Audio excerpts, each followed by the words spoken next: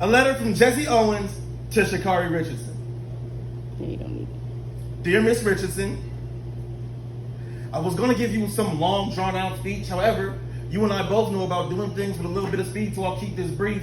10.7 seconds. 10.7 seconds is all it took for you to shatter the opinions of critics. 10.7 seconds, and you went from student to icon, from runner to role model. 10.7 seconds, and you rained down hope on all the little girls experiencing a hopeless drought. 10.7 seconds. 10.7 seconds, and this country and its people turn to you to sing your praises.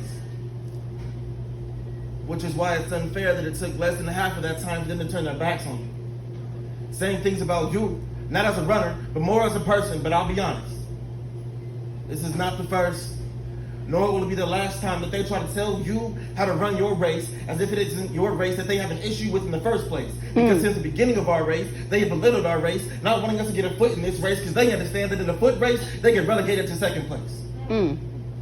That's if our sisters in Jamaica ain't competing, because if they are, they might not touch a podium. And if you change your whole life and you miss the podium, then what do you really stand on?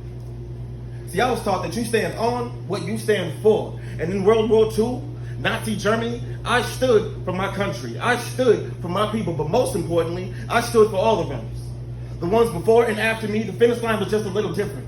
Runners like Harriet Sully. You see, because like me, she competed in multiple events. They were just executed a little different because the 4x4, it wasn't a relay. The 4x4 was getting a family of four out the door and out to safety before the four horsemen hunted them down with their pitchforks.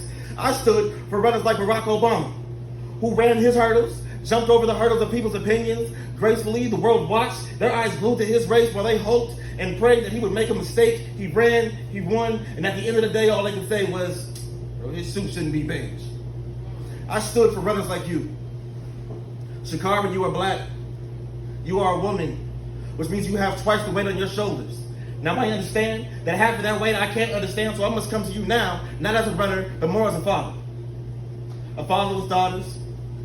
And I understand that with daughters, there comes a time when you no longer want to hear dad's advice, but please, still allow me to be your guy. Because I see that they have placed you in a hot seat, and when they did that to me, I put on my Adidas, stood out of that seat, warmed up my 2 feet, and I ran.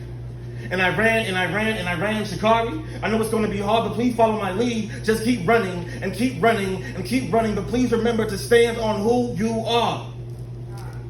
And notice I said who you are, not what you are, because this world will continuously try to belittle you based on their perceptions of you. You are not just some little black girl. You are not too ghetto to compete. You are not some junkie they're trying to make you out to be. You are not some replaceable mistake. You are not the only one in this world trying to puff past their problems away. You are not just the NCAA champion, 2-time Diamond League champion, world record holder. You are not just one of the most recognizable faces in this sport.